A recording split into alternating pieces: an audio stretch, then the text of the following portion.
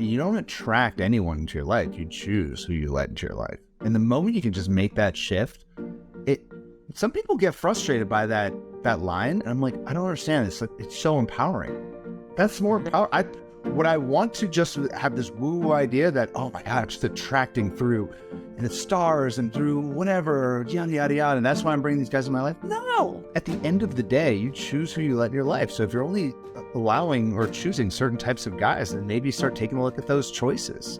And suddenly now you can be in the driver's seat of your love life. All right, Gary, this week we are going to be talking about men versus women in relationships and in dating. And I'm really excited to get your take on this because I think we might have some, disagreements in this. It'd be interesting to explore this a little bit because my experience when I first started out as a coach almost 14 years ago now, geez, I'm getting old. I started out coaching men. That was my background. I did that for about 4 years. I would have groups of guys that I would work with, and I would help them build their confidence. I would help them work on their ability to approach women and not be super creepy when they go up and talk to women. And I would actually go out with these guys. And then about 8 years ago or so, I switched over to working with women. And I noticed a massive difference between men and women. There's also a lot of similarities, but my experience has definitely shown that they definitely date differently, and when they're relationships, they're very different. But what do you think? I know your kind of whole shtick is that they're much more similar than they are different. So maybe we could start there. Yeah, I think, the thing with men and women is, I don't know, for some reason, like we've been brought up our whole entire life, just been, putting men in one category and women in another category. And so because we like to think of the world in these, I don't know, kind of simplistic ways where, this group is totally different than this group. We do the same thing with men and women. And, so I'm not saying there aren't any differences. There are certainly absolutely differences. I just think we overdo it. Like we overdo it so much with like, men are totally this way, women are totally this way. And a lot of it, I blame on one of the most popular relationship books ever is the Men Are From Mars, Women Are From Venus. Yeah, it's a good title. Good title. Oh my God, I wish I thought it's a fantastic title. And actually, I read that book, and it's great as relationship books go because it just keeps banging the same drum over and over and over again, which is like, men are like this, and women are like, and it's like, there's this one quote in there. It's something along the lines of like, men and women think, act, feel, respond, talk, everything, love differently. It's like they're from totally different planets. It's like, okay, just not true. Yeah. It's just not that true. Like it's a great headline. It sells a lot of books, and we like extremes, but it's just not true. Yeah. Well, I think it also, when we are in relationships, it kind of, I don't know, it makes us feel better in something. Like, let's say we get, someone breaks up with us and we just don't understand why. We're so confused. Well, you could be like, well, men are just from Mars, right? And we're from Venus, and we'll never understand each other. And it just, I don't know, there's something very comforting about that idea that 100%. We're so different that there's just no way to bridge that gap. You know what the problem is with that, though? It's super comforting, and that sounds great. It just doesn't solve the problem. Because, those same creeps that come from Mars that you didn't work it out with in this current relationship, guess what you're, when you get back on the horse, like that's who you're going back to date. And so if you're going into that new relationship thinking like, hope this guy's not like, buddy, he's from Mars too. So I guess we're just going to be going through the same kinds of things again. It's counterproductive. Yeah. So your take on all of this, because we've talked a lot about this off the podcast as well, it's just that men and women are much more similar, and it almost helps you raise your expectations, especially for women, about what they should expect from men. Because if they're dating the wrong types of guys, right, who are the flaky guys, the players, the guys who only want sex and all that, if you think that they're all from a different planet, then you're more likely to allow that behavior to take place, right? Whereas if you come from it from the perspective, you know what, we're actually really, generally speaking, want the same thing, then it suddenly says, well, you know what, if this guy's like that, he's being a player, he's just using me, then maybe he's just the wrong guy for me. Yeah, and guess who's to blame? Like, if you keep finding that all men are the same and all men are terrible in all these different ways, it's not the men that are the problem anymore. Like, there are guys out there who are not like that. You're just not finding them. You're not looking in the right spots. Your approach to dating is wrong. Your strategy for finding love just isn't the best one. Because it's like... I'm sorry, please. Oh, no, I was just going to say, it's like you said, you're kind of setting yourself up with all guys are this way. It's like, what we call a tyranny of low expectations. Yeah. And so, you're setting things up where you just think all guys are going to be terrible. And so you're kind of aiming for this bottom rung, and you're accepting less than you deserve. And that's a fatal flaw in relationships. What's my favorite saying from women where I just have to call them out? So we get thousands of applications for our programs, for Love Accelerator, for your program, Relationship Synergy. And one thing we hear day in, day out, because we do hundreds of these phone calls, is I just keep attracting the wrong men, all these wrong guys. I just keep attracting them into my life. And they learn this very quickly when they're in a program. You're not attracting the wrong men. You're choosing the wrong men, okay? Because it is a choice. And I don't know, when you were saying that, it just brought me to that, because you hear that all of the time. And I think a lot of these books just reinforce this idea of, like the law of attraction, all these books. And I think there's some truth to some of these books, obviously, with Men from Mars, Women from Venus, but a lot of it takes away the personal responsibility for your own love life. And I think that's what kind of sets us apart, is that it's all about taking personal responsibility. And the only thing you can control is yourself. That's it. Yeah, control the controllables. I mean, don't be so passive. I mean, frankly, a lot of people don't like taking responsibility and don't like the idea of being in control, because then it is their fault, right? Yeah, so if you can blame all of men as being this monolithic, just guys that just can't do relationships, then you're kind of absolved of all your problems and, your pickiness issues. Totally. All right. Well, so before this, I went deep and dark into my brain to think back to when I used to coach a man. I actually even looked at some pictures, and oh my God, my hair, everything about me.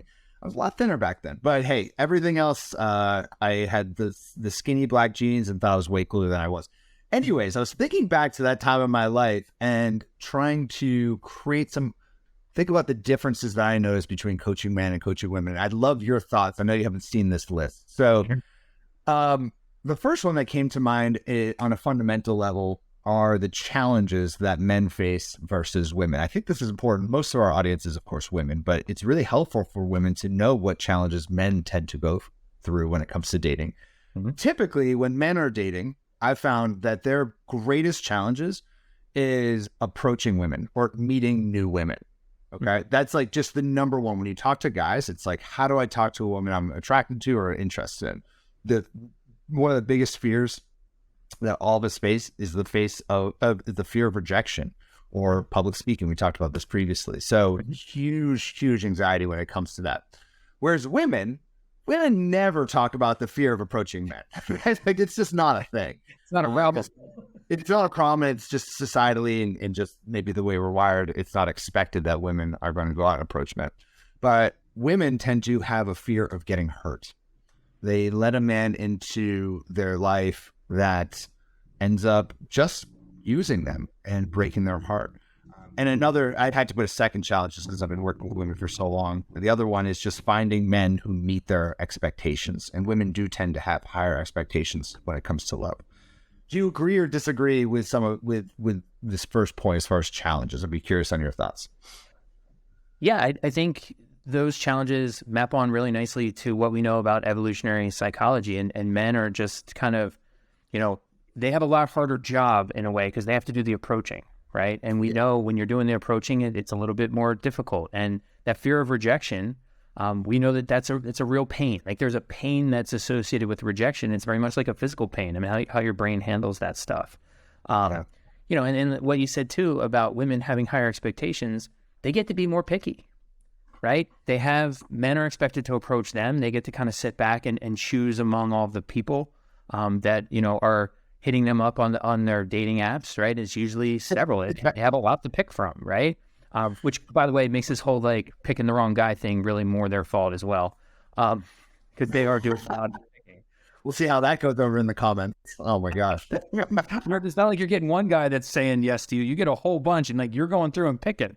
But so those women think a lot more about relationships. They have a lot more time invested in them, right? Like if things don't go well, they're thinking about a long-term orientation a little bit more than men. And so their expectation level is going to be higher. Yeah. Actually, that was one of my points, is that women think a lot more about relationships than men. I think that is definitely true. Women talk about it, but men definitely talk about girls and women, right? But it's different. Mm-hmm. It's kind of about like getting the girl, or like, oh, I've been talking to this girl, or I'm trying to get out there and meet this girl, or whatever. And it's kind of navigating the earlier stages of dating. This is just my own personal experience and with men. Whereas when a guy's in a relationship, I don't feel like, at least personally, I never talk to my guy friends about like my relationship. Whereas women do that all the time, and they're just kind of open. As guys, and as guys, like, we don't have anybody to talk to this stuff about. The only person we have to talk to about our relationship is typically our relationship partner. So, when we actually look at the data for men and women and how they approach relationships, like, men are much simpler. Like, for men, it's like, as long as we're in love, we're together, that's fine. That's all we really need. Whereas women are like, stereotypically we think, oh, women are emotional. Of course, love means more to them. And it just doesn't. Like, it's part of the puzzle, but for them, they're like, no, you need other things. And that's a fundamental difference. Right. And I should also say, I was going to say this at the very beginning, we're obviously painting very, very broad strokes here, right? There's going to be so many examples that don't, obviously we're just generalizing men versus women in our experience. So obviously don't take any of these as like fact. But generally speaking, this has been my experience. One of the things, kind of going back to what I was saying about similarity versus difference, and this is, I could go on and on about this for like 15, 20 minutes, and I won't do that because this is in my college course. But when we talk about differences between men and women, we're talking about things that are like, when I say, oh, men fall in love quicker or care more about love, those are real statistical differences that we find in the research. So a statistical difference just means the difference is real. Right. It doesn't always mean, though, and it actually very rarely means that it's really big. So just because men care more about love on average than women, there's lots of overlap, and there's a lot of variation, right? So basically what Adam just said, which is like, hey, we're painting broad, strokes here, but it's like there's plenty of women who fall in love very, very quick. There's plenty of men who fall in love very, very slow, right? But just on average, there are differences. Thank you so much for sparing us the statistical data and the different the different points. Statistics was actually one of my favorite classes in college, but oh man, I don't want to go back to that. That's why we got you. We can talk about overlapping distributions.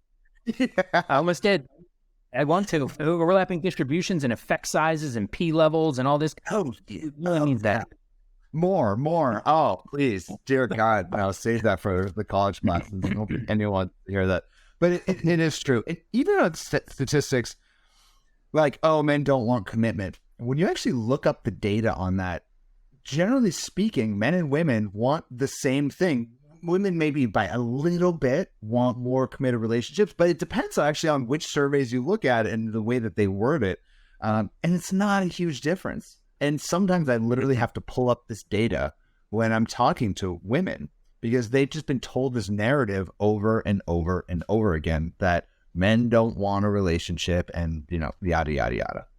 Well, that's the thing. That's our upbringing, right? Like, we like to put people in totally separate categories when in reality, like, they're like this different, and we treat them like they're this different. And it's not the same thing. Like, we're oversimplifying to our detriment, because when we see so much difference between us and our romantic partner, differences create distance. Like, we don't like people that are different from us. And so when we're overemphasizing all these differences, we're taking these small things and making them like they're huge differences.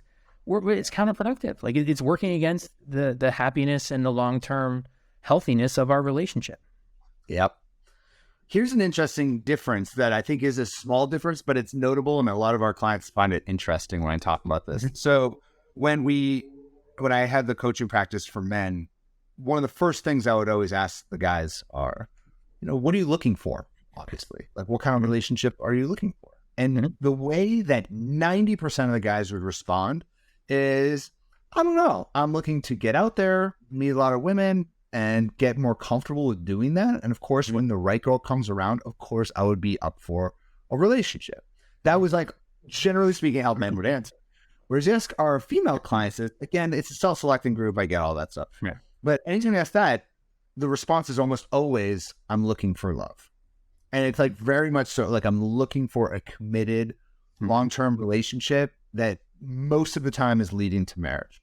And I think it's just an interesting difference. Again, I know that it's totally self-selecting and this is not like statistically significant and all that stuff, but it does say something about the way that the different genders tend to date. And I should say that I think one of the huge successes of both of our programs is actually, or at least certainly Love Accelerator, the way we teach it, is that we say, look, date more like a man. Like, get out there, meet lots of people, see who's right for you. And when the right guy comes around, then of course, then we're going to open our heart to that guy. So it's interesting. We kind of bring that perspective to women.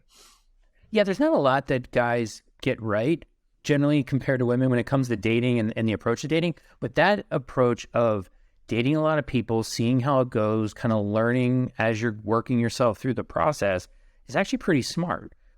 Because the other approach, which is the I'm looking for love leading to marriage, kind of like forces you to try to make everything work, right? When it's like, oh, I need to see if I fall in love with this person and you start mapping out the next 10 years of your life very quickly, it's like, now, can you make it work with lots of different people? You can, but you absolutely shouldn't, right? You got to be a little bit more selective. And some of that selection, it's hard to know what you want, right? And we know from the data that what people say they want in relationships isn't actually what they want. They don't know actually what they want.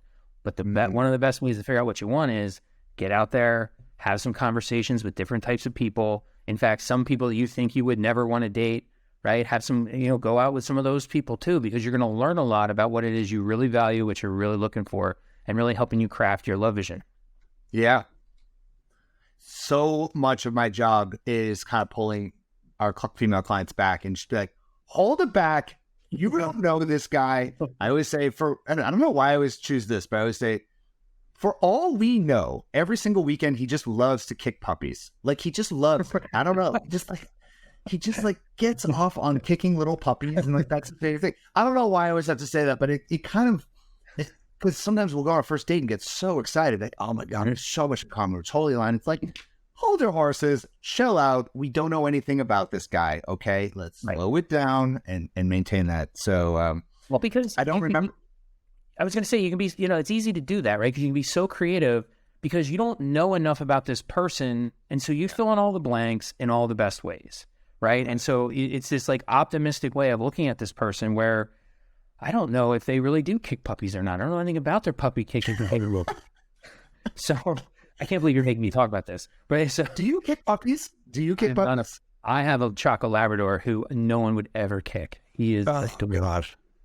There's another thing. Are we just going to get murdered in the comments for this one? By the way, you're the puppy kicker. I am not. I'm not the puppy kicker. I don't want any of you beautiful ladies to be dating puppy kickers. Okay. That's but it's something to be aware of because it's really tempting early on to kind of, like I said, fill in all the blanks in this really optimistic kind of way because we don't know anything about them. That's easy to do. Right. And so date around a little bit. Yep. Learn. Okay. I have another difference for you that and it's, I think relates a lot to evolutionary psychology as well, is that men are much more able to have emotionless sex that it does not lead to anything, or they have no real long-term desires.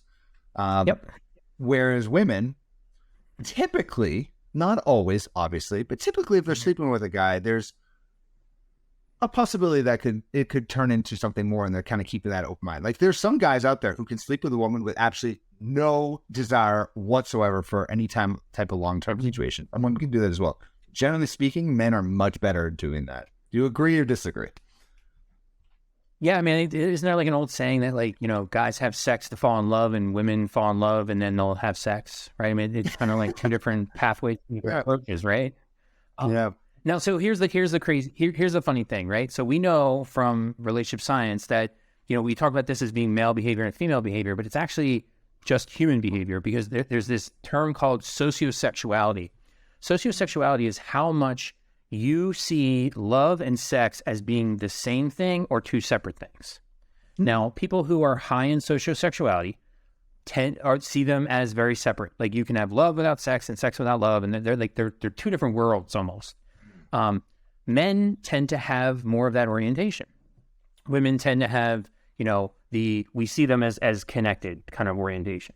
Right. Now, so that's where we kind of say like, oh yeah, look, like the sex difference is exactly what we thought it was. But what we do also know from that same research is like there's plenty of women who see them as separate. There's plenty of men that see them as combined. And so if you really want to know how a person's going to treat the distinction between love and sex, you don't want to know if they're a male or a female. You want to know what their sociosexuality is. And so, this is what we talk about all the time is like, think about psychological variables. If you can focus on psychological variables, you're going to learn a lot more about people than if you focus on these like broad social categories like male, female. Yeah. Now, that's interesting. And that's an interesting first date question. What do you think? What is your sexual orientation? I don't know if that's your sexuality. High, low, no. But it was like, I think it wouldn't be a bad early question. Like, love and sex. Like, how do those things go together for you? Definitely. Sounds like an interesting pickup line that a guy can use on our first date to get a woman into bed somehow. Somehow that's going to work in his favor to get a woman into bed. It's more like they're true man. Exactly. God, I'm thinking of my single self. I'm like, I would have used that, but it's not about genders. It's about sociosexuality. I've never heard that term. Sociosexuality. Yep. Yeah, I love that. All right. Interesting. The one that we talked about recently that I want to just dive into, because I think this is a big one, is that men tend to overperceive interest from women, whereas women tend to underperceive interest from men. Basically, what this means is that men are walking around the streets thinking that they're hot shit, and they think that all these women are attracted to them and interested in them when they're not, whereas women are kind of walking around thinking the opposite. Oh, no guys really like me. I'm not really getting that much interest. And actually, more men than they think are interested in them. Is this backed by science as well?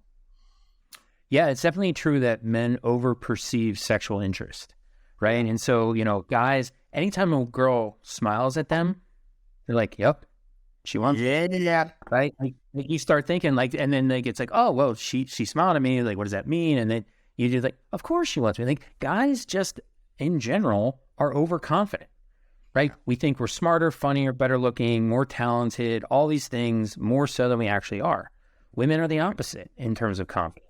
Right? They don't give themselves nearly enough credit. And so that's, having greater confidence for women is really important.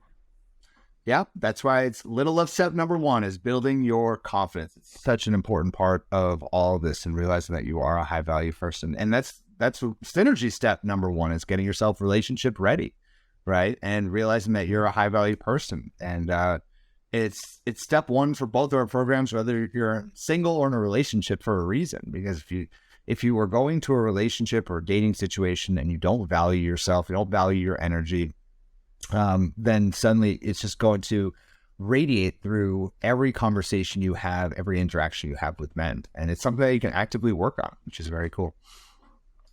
Yeah, you can use your relationships and your relationship partners to learn about yourself, right? You got to know yourself and be pretty clear about yourself before you're ready to have a high quality relationship.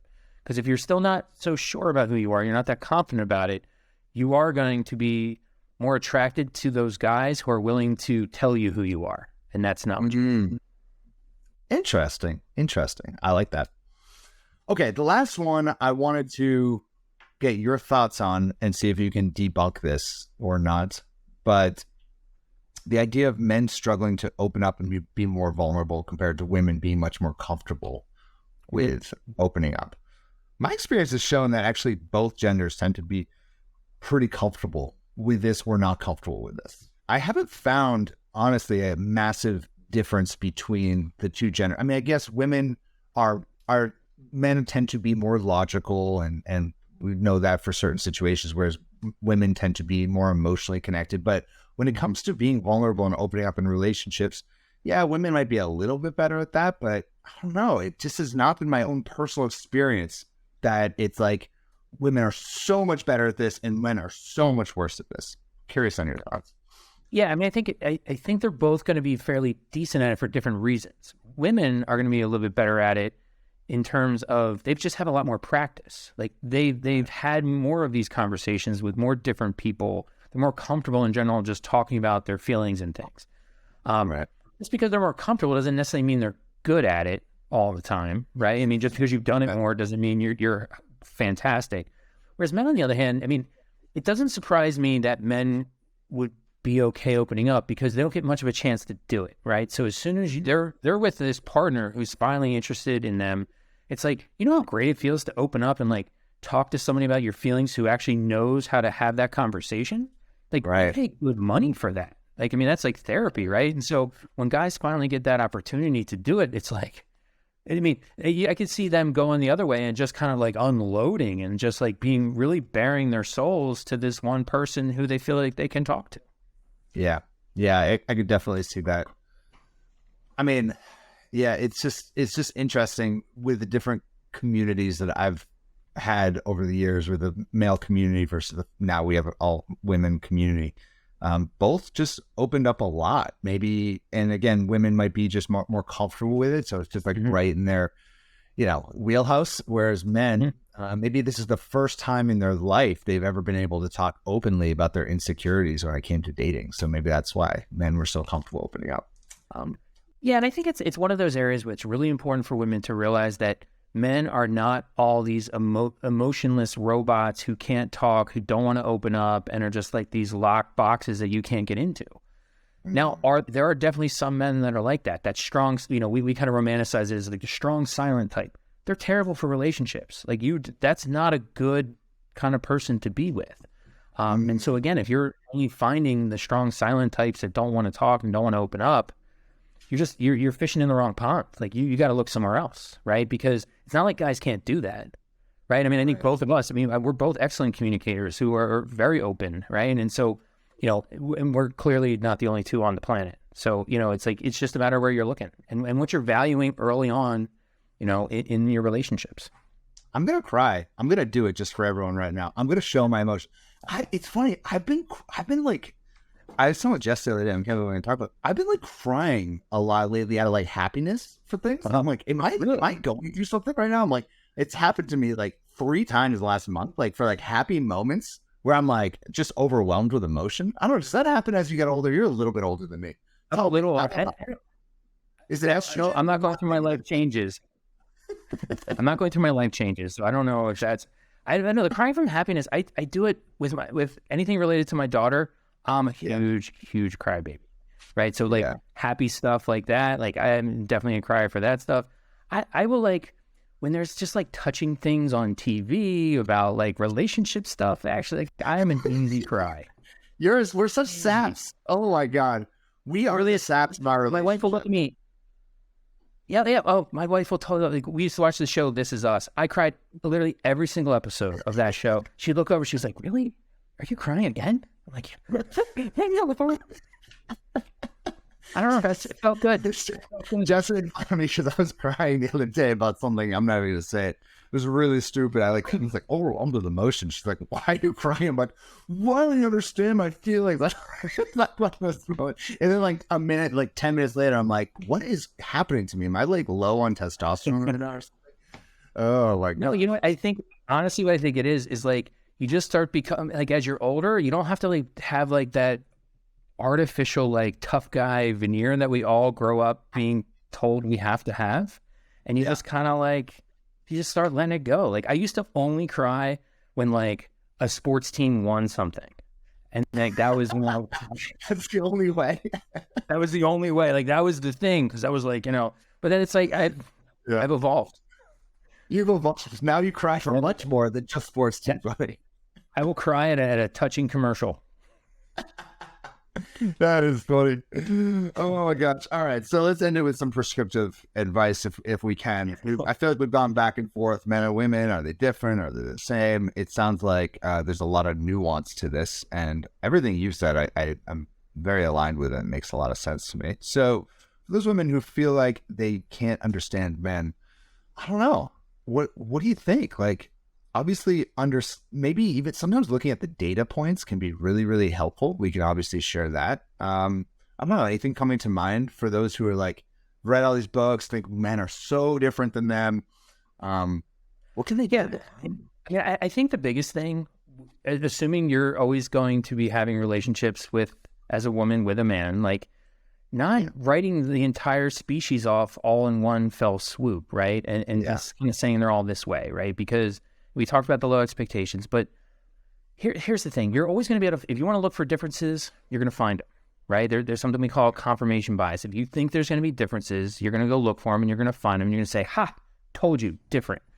But it works the other way too, right? So if you say, hey, Adam and Gary say there's lots of similarities that I'm ignoring, I should go look for those. And guess what? You're going to find a lot of those too, right? And there's actually more similarities there than there are differences. You just have conveniently been overlooking them and taking the good for granted. And it's something, you know, you want to have a little bit more gratitude and appreciation for all those areas that you're similar with, and, you know, kind of lean into those aspects more and don't overemphasize the few spots where you're different.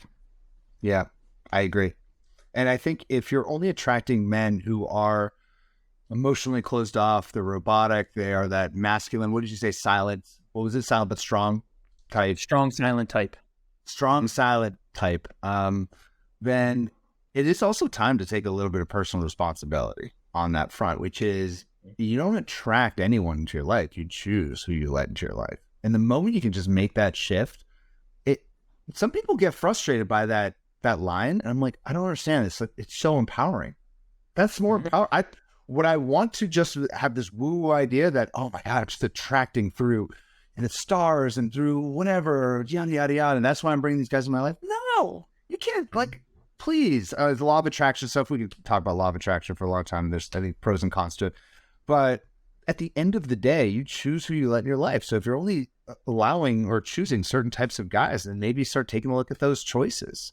And suddenly now you can be in the driver's seat of your love life. Yeah, take ownership, right? I mean, it's your life. And, you know, I think people just haven't spent nearly enough time really thinking about what it is they want and what that actually means and what it looks like. It's like, you know, people want like an attractive, strong guy, but it's like, okay, well, what goes with that? And so those attractive guys who are strong and put that out right away, why are they putting that out right away? Why is that the first thing that they're making sure you know about them? Now, that might be what you think you want, so it seems attractive, but like, what's their motivation? And are they actually insecure? Is there like toxic masculinity going on? Is it, you know, just something that they're like so entrenched in being a guy?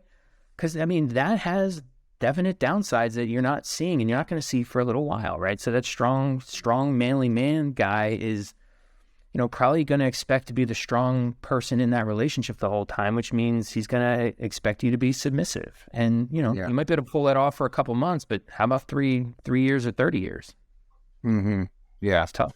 Yeah, I think that's always the conflict not always, that's a conflict a lot of women have, is that they want to attract a masculine man, which is a lot of what we talk about, leaning into your feminine in a healthy way and doing in a way that's empowering.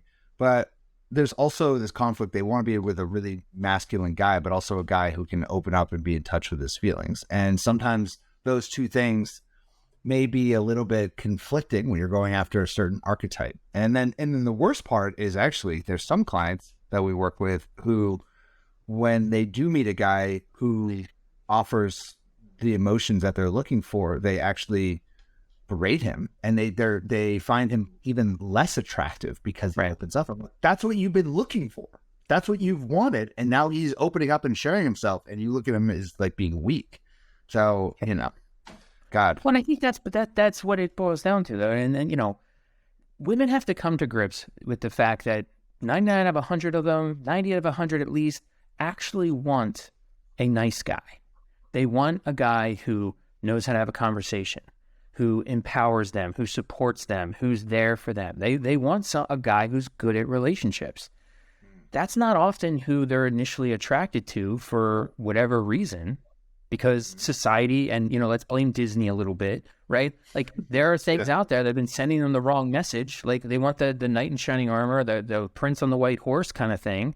And I don't know, like that guy is fun for a little while, but it's not a long-term situation that you actually want. So that's what you have to like do a little self-search and realize, like, come to grips with the fact, like, what do you actually really want?